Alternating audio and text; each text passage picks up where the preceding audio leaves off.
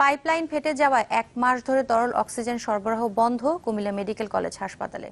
Cylinder oxygen দিয়ে কোনো মতে কাজ সারতে হচ্ছে হাসপাতাল কর্তৃপক্ষকে। ছোটখাটো অস্ত্রোপচার করা সম্ভব হলেও বন্ধ রয়েছে বড় ধরনের অস্ত্রোপচার।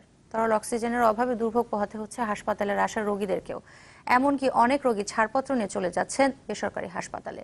জাহিদুর রহমানের তথ্য, ছবিতে ডেস্ক রিপোর্ট। কার্ডিওলজি, মেডিসিন, নিউনেটোলজি বিভাগে রোগীদের নিয়মিত ও জরুরি অপারেশন ছাড়াও প্রসবকালীনে প্রয়োজন তরল অক্সিজেনের। কিন্তু কুমিল্লা মেডিকেলে বেশ কিছুদিন ধরেই চলছে অক্সিজেন সরবরাহে সংকট। গত 23 জানুয়ারি আইসোলেশন ওয়ার্ড নির্মাণ প্রকল্পে পাইলিংয়ের সময় হাসপাতালের তরল অক্সিজেন সরবরাহের মূল পাইপ ফেটে যায়। বিকল্প ব্যবস্থা হিসেবে প্রতিদিন 70 থেকে 80টি সিলিন্ডারের মাধ্যমে তরল অক্সিজেন আনছে হাসপাতাল কর্তৃপক্ষ। এতে ছোটখাটো অপারেশন করা সম্ভব হলেও বন্ধ রয়েছে বড় ধরনের অস্ত্রোপচার।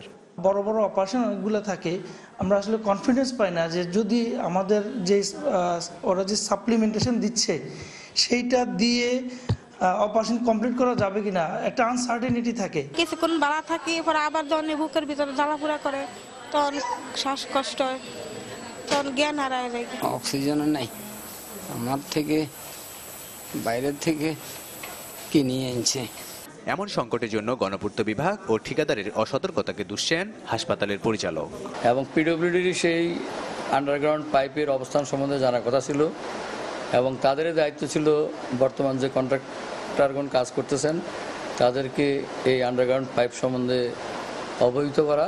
তবে গণপূর্ত বিভাগের নির্বাহী প্রকৌশলী ও ঠিকাদারের দাবি, অক্সিজেনের পাইপলাইনের ব্যাপারে তাদের জানা ছিল না। গ্যাস সিস্টেম পাইপলাইনটি যখন তৈরি করা হয় তখন মাটির নিচ দিয়ে তৈরি করার দরুন বর্তমানে সেই তথ্যগুলো আমাদের কাছে ছিল না। অক্সিজেনের পাইপলাইনটি সচলে স্বাস্থ্য মন্ত্রণালয় সহ সংশ্লিষ্ট প্রতিষ্ঠানকে দ্রুত পদক্ষেপ নেওয়ার দাবি জানিয়েছেন রোগী ও তাদের স্বজনরা।